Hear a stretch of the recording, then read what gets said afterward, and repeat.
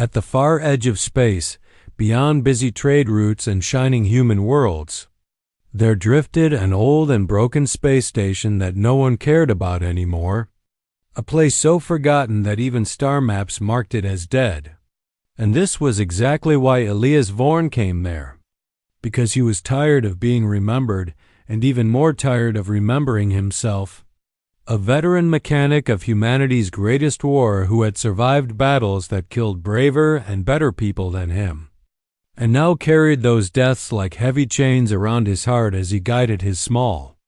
patched-together ship into the silent hangar of the abandoned station, the metal walls dark and cold like a tomb waiting to be sealed. And when his ship finally powered down, the silence felt loud enough to crush him, because Elias had chosen this place not to live, but to slowly fade away where no one would look for him, where no medals or speeches could reach him. And as he walked through the empty halls with flickering lights and broken signs, memories followed him like ghosts. Memories of burning planets, screaming radios, and the endless work of fixing ships just long enough to send friends back into battles they would never return from. And every step he took through the station reminded him that everything built by humans, no matter how strong, eventually broke, just like people did. And that thought gave him a strange comfort, because he felt broken beyond repair. And yet the station still breathed faintly with weak power and thin air, enough to keep him alive while he waited for the day he would finally stop caring enough to keep going. But before that quiet end could begin, the station suddenly screamed with life as red warning lights flashed and alarms shattered the silence, shaking dust from the ceiling and sending Elias's heart racing in a way it had not in years. Because no one ever came here and no one was supposed to even know this place existed. And as he ran toward the hangar with an old tool clutched in his hands, his mind jumped back to the war, to sudden attacks and impossible odds, and when he reached the hangar, he saw a strange ship resting where only his own should have been, its dark metal marked with glowing symbols that looked ancient and powerful. Nothing like human design and nothing like the crack ships he had learned to hate. And before he could think further, the ship's ramp opened and a figure stepped out. Tall and strong, her shape both beautiful and terrifying, with curved horns rising from her head, red scales covering parts of her skin like living armor, and eyes that shone like molten gold. And for a brief moment, Elias wondered if he had finally lost his mind and was seeing things at the end of his long exhaustion. But then the dragon-like girl stumbled, her strength failing her, and she collapsed forward, and without thinking, Elias rushed ahead and caught her before she hit the metal floor, feeling the heat of her body through his worn gloves, feeling the solid proof that she was real, alive, and hurting. And as he carried her to the medical bay with shaking arms, questions burned in his mind. But none mattered as much as the simple fact that someone else had arrived in his chosen grave.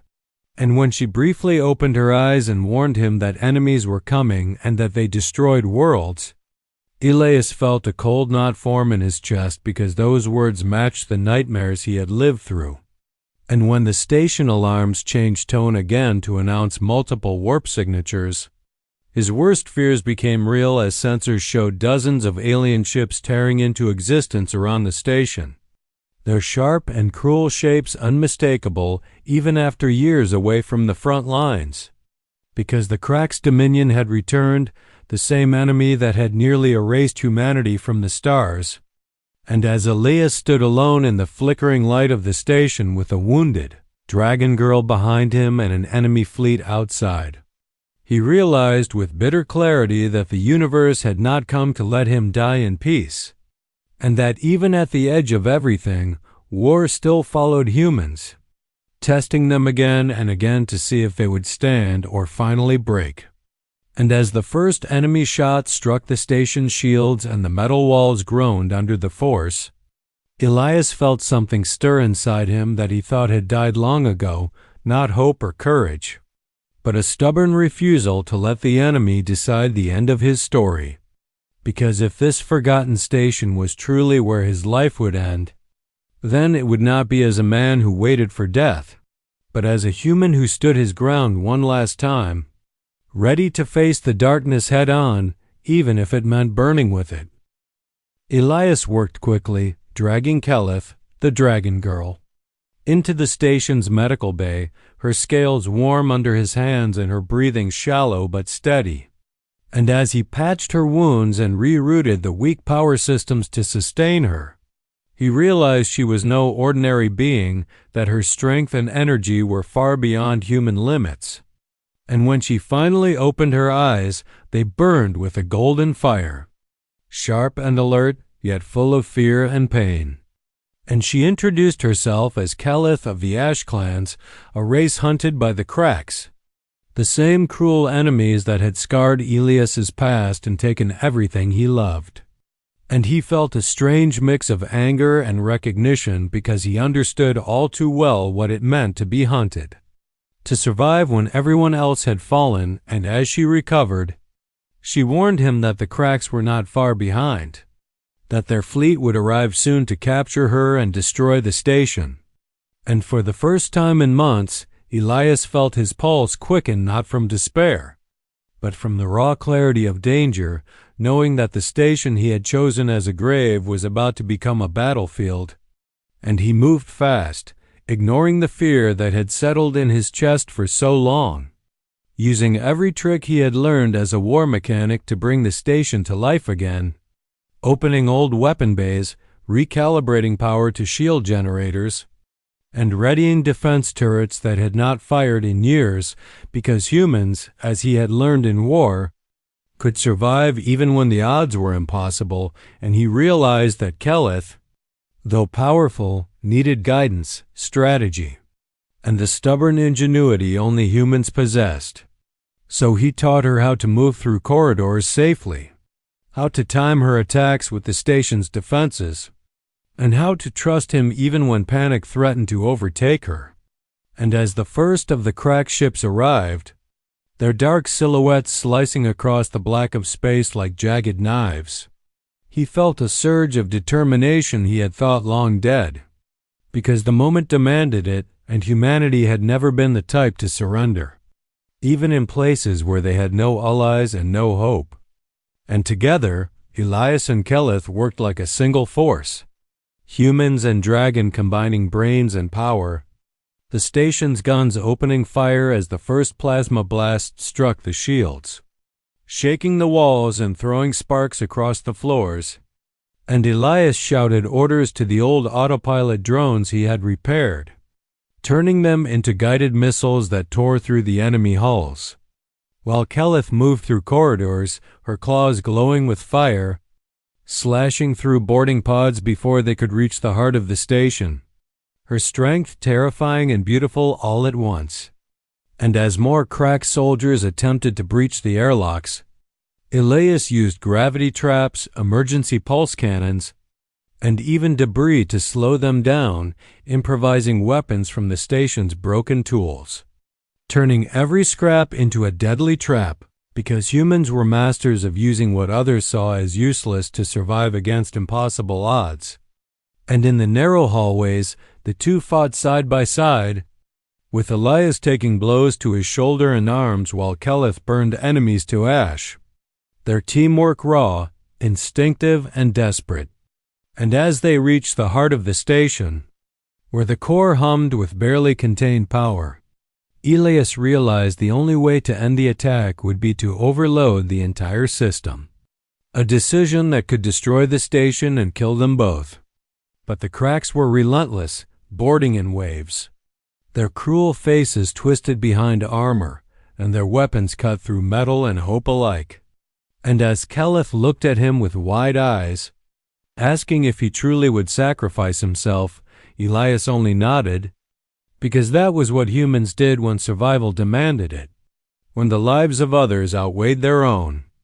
when history called for a stubborn defiance that no fleet of monsters could break.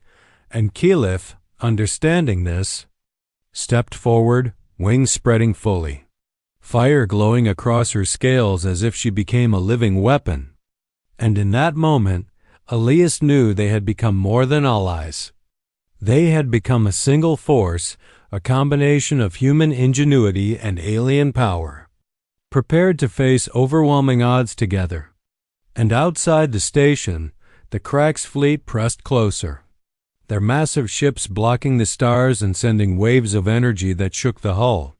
But Elias remained calm, channeling all his experience, every lesson learned in war, into a series of calculated strikes and traps, leading the enemy into kill zones, using the station itself as a weapon, while Keleth tore through boarding pods and patrolling enemies with a ferocity that stunned even him. And each wave of attack only made them sharper, faster, smarter, because humans never truly gave up. And neither did those who fought alongside them for survival. And as the battle reached its peak, Elias and Keleth found themselves back to back in the central corridor, breathing hard, bleeding, yet ready to make the final decision. And Elias touched the station core, feeling its immense energy and knowing that overloading it would annihilate both the attackers and themselves if they stayed inside. And he looked at Keleth and saw her determination, the same stubborn fire that burned in every human who refused to bow to impossible odds. And he realized that she had awakened something in him that he had thought long dead, the will to fight not just to survive, but to protect, to act, and to matter in a universe that had tried to forget him. And as the first of the core overload sequences began to hum through the station, filling the halls with a growing, terrifying energy, Elias felt a surge of pride,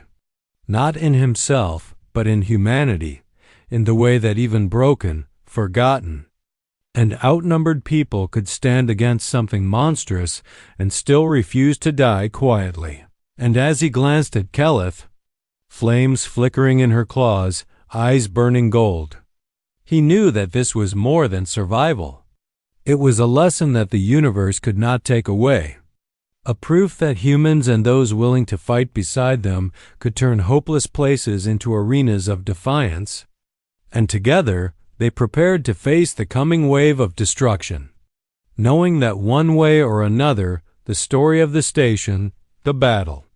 and their courage would leave a mark that no enemy, no matter how vast or cruel, could erase. The core of the station hummed like a living heart ready to explode, filling the metal corridors with an unbearable energy that made Elias's skin prickle. And outside, the Crack's fleet loomed like a shadow over the stars, their massive ships packed with weapons designed to crush humanity and anyone foolish enough to stand in their way. And Elias knew there was no turning back, that the decision he had made to fight, to protect Keleth and the station, and to stand against impossible odds would either destroy them all or change the course of this battle forever. And as he took a deep breath, he opened all communication channels to broadcast a single, simple message into the void. This was humanity. And they would not bow, they would not surrender. They would fight until their last breath, and while the Cracks were calculating the next strike, Keleth leapt into the vacuum of space, her wings spread wide, flames curling around her like living fire, and with a roar that echoed across the void, she slammed into the lead Crack's flagship, tearing into its hull with claws and strength no human weapon could match, igniting secondary explosions and throwing smaller ships into chaos. And as the fleet reeled from the unexpected attack, Elias worked furiously at the station core, redirecting power to the weapons, the shields, and the last line of defense, feeling the station shudder under the combined strain of his commands and the enemy assault. And with every passing second, more boarding pods slammed into the station. More Crack soldiers poured through damaged airlocks. But Elias and Keleth moved together like one being, him with rifles and blades, her with fire and strength, turning every narrow corridor, every broken hull, every scrap of metal into a weapon, using ingenuity, experience, and raw courage to slow the overwhelming enemy, and he thought about humanity. About every time his people had been pushed to the edge. About every world lost, every life taken, and how somehow, against odds that should have killed them all, humans always found a way to fight. To survive, to rise, and in the middle of the chaos, he realized that Keleth was no longer just an ally. She had become a symbol of that resilience, a living proof that strength, courage, and will could exist in any form, human or not. And together they fought through corridors filled with smoke, sparks, and screaming alarms, every step forward gained with effort, sweat, and the burning need to survive, until at last they reached the heart of the station, where the core's energy surged higher than ever, a bright, terrifying light promising annihilation to all who remained nearby. And Elias knew that the only way to end the attack was to let the core overload, to unleash its fury against the enemy fleet, to turn the station itself into a final, blazing weapon. And as he looked at Keleth, he saw understanding in her eyes, a silent agreement that they would face this together, that one way or another they would make their stand count. And with a synchronized motion, he initiated the overload sequence while Keleth shot back into space, her body moving like a comet of fire, smashing into the nearest crack ships with such force that entire cruisers exploded in fire and debris, sending shock waves that scattered the remaining enemy into disarray. And the station began to shake violently, lights flickering and alarms screaming, metal groaning as the energy within reached critical levels, yet Elias remained calm, focused on guiding every surge, every pulse, every automated weapon to maximum effect, turning the station into a deadly trap, using every bit of human ingenuity to punish the invaders before the inevitable destruction. And as the final moments approached, boarding enemies were cut down. Automated defenses exploded ships in orbit, and the Krax fleet, unprepared for such audacity, was nearly annihilated, their flagship destroyed, their forces scattered, leaving only silence and floating wreckage in the blackness of space. And when the station core finally erupted in a brilliant explosion, a wave of light and fire consumed the immediate area, a testament to human courage and defiance. Yet inside a small escape pod, Elias and Keleth survived, shielded by careful calculation, their bodies battered, scorched, but alive. And when he opened his eyes, the stars stretched endlessly around him, calm and silent after the storm. And Keleth, sitting beside him, smiled faintly, her golden eyes softening as she touched his arm and whispered that they had done it, that together they had turned a forgotten grave into a monument of resistance. And as days passed while human patrols found the wreckage, reports spread across the colonies about a forgotten station, about a human and a dragon girl who fought side by side, about the way humanity had stood against an overwhelming force and refused to die quietly. And in that silence after the battle, Elias understood that the moment had changed him, had awakened something he thought long dead, a fire that refused to be extinguished, a reminder that humans, even alone and broken, could rise and make a difference. And as he watched Keleth fly among the stars again, protecting the weak and striking at enemies that had survived, he felt hope bloom in his chest, hope that life, love, and courage were not wasted even in the darkest corners of the universe. And he realized that the story of the station, of the battle, and of their defiance would echo in human memory forever, because humanity did not vanish quietly, did not bow to impossible odds, and in every scrap of ingenuity, every act of bravery, every pulse of courage, they left behind a shining proof to the universe that humans burn brightly, fiercely, and relentlessly, that even in forgotten corners of space, the heart of humanity, stubborn and unyielding, will rise, fight, and endure. And Elias, sitting with Keleth in the escape pod, finally understood that his choice to live, to fight, and to stand alongside someone as extraordinary as her had not just saved them both. It had reminded him what it meant to be human, to refuse to surrender, to rise when the odds are stacked impossibly high, and to leave a mark on the stars that no enemy could erase. And as they drifted among the wreckage, stars reflecting off twisted metal and fire floating like frozen sparks, he knew that even at the edge of everything, hope, courage, and human resilience would shine brighter than any weapon, any fleet, any monster in the galaxy, and that humanity, stubborn and unbroken, would continue to burn, to fight, and to rise again.